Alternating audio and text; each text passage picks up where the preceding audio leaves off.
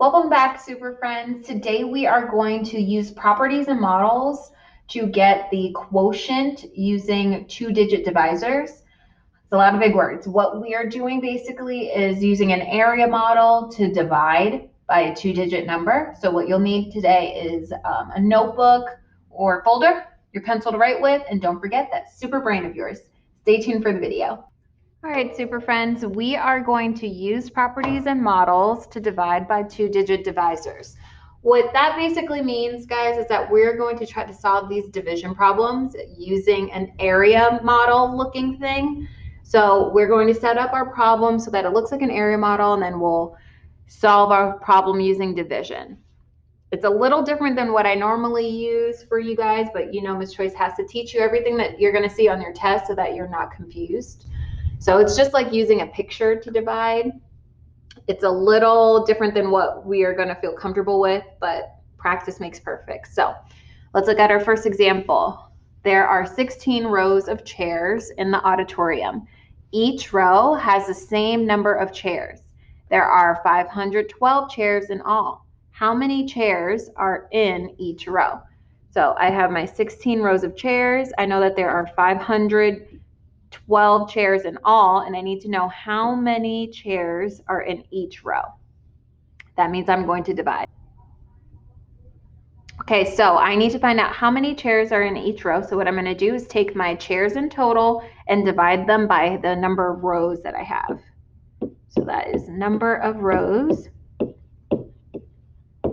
That way it gives us our number of chairs in each row. Number of chairs in each row. Okay, cool. Let's start plugging in our numbers so that we can move on from there. So we have our 512 divided by our 16, and then we're going to get our answer. All right, cool. So for this type of area model situation, what we do, I mostly give myself a long rectangle. I don't make my boxes yet. I'm going to do that as I go along. We are going to be multiplying our answers that we get up here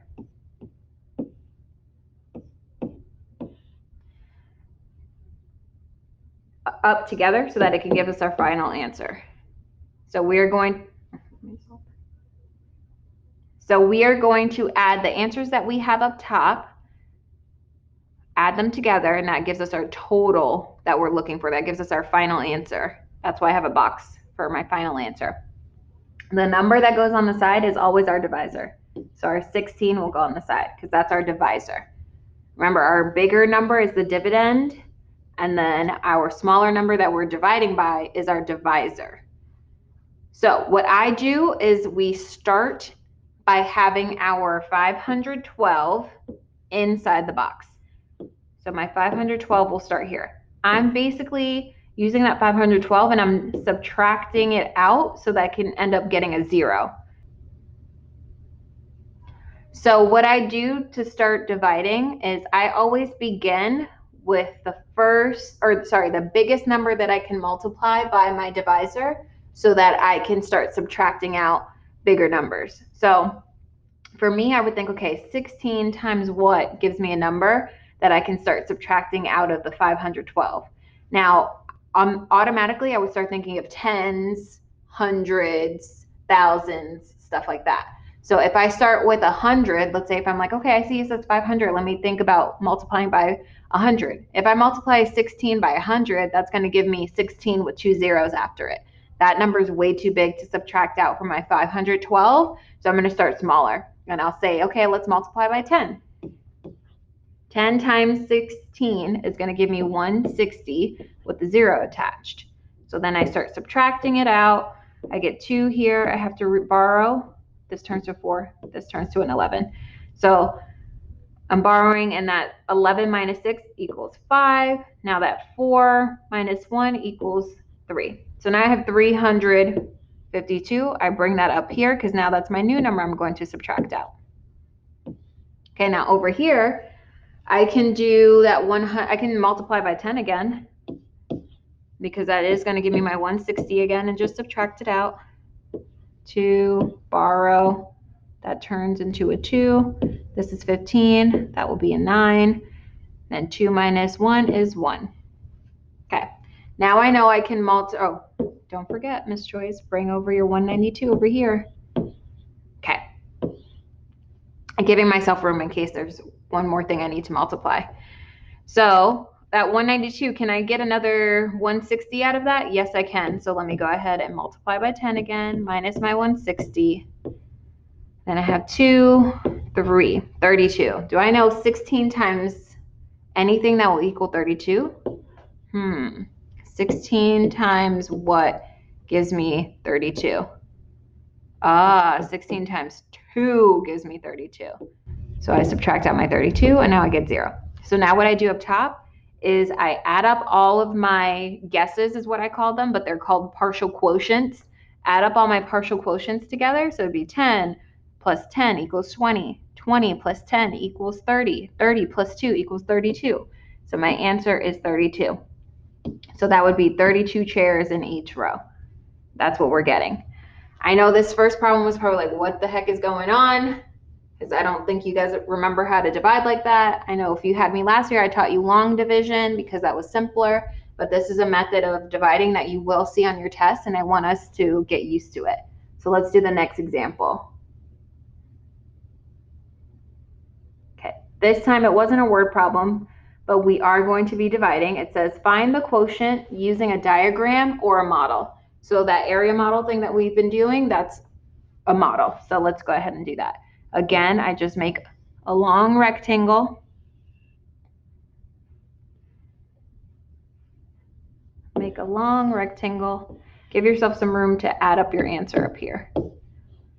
Okay, so long rectangle, I am multiplying. What's my divisor in this equation? It's 25. So my divisor is a 25. My dividend is a 375. So I'm dividing by 25. And remember, our guesses go up here. We might not use all of these, but that's where our guesses go. So let me start in my first one. Remember, my dividend goes here first so that I can start subtracting it out. Now, 25 times what can give me something big? Can I do 25 times 10? So far, so good, I think. 25 times 10 will give me 250. Then let's subtract that out. I get 5, 2, 1. Okay, feeling good. Let's bring this over here. Now, can I do 25 times 10 again? No, but I do see the 25 here, right? So let's just do, what does that equal? 25 times what gives me 25? 1. So let's get our 1 here. 1 times 25 is 25. Subtract it. That gives me 0. 0 brings down the 1. Ooh, okay, this 100. I do know my 100s and my 25s. How many 25s gives me 100? I'm hoping you guys know that it is 4. So let's multiply 4 times 25 so we can subtract our 100. And that gives me 0. So now I'm done. So what do I do with those guesses that I made up top? I add them together. Adding. So 10 plus 1 plus 4 equals 15. So our missing number is 15. That's our answer. So our answer is called the quotient. That's why it says find the quotient, because quotient means the answer to a division problem.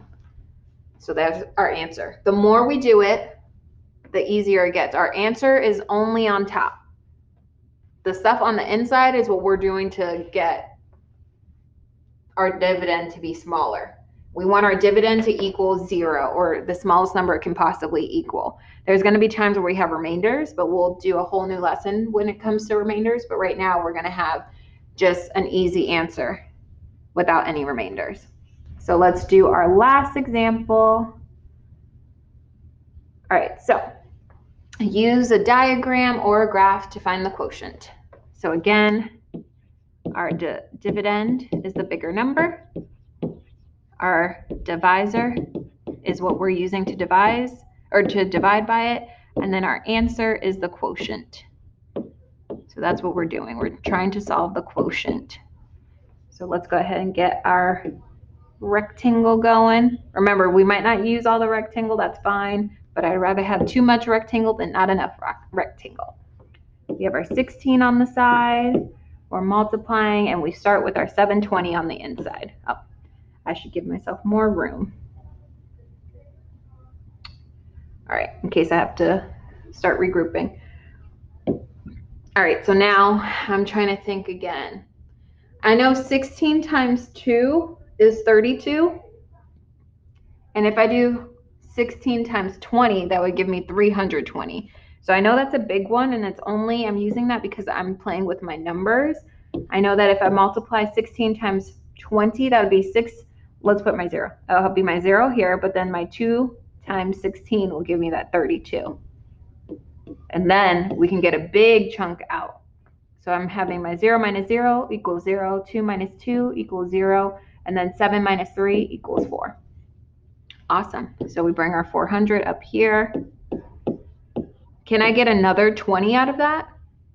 I think so, because I know that 320 is less than 400. So let's minus out another 320 because we guessed 20.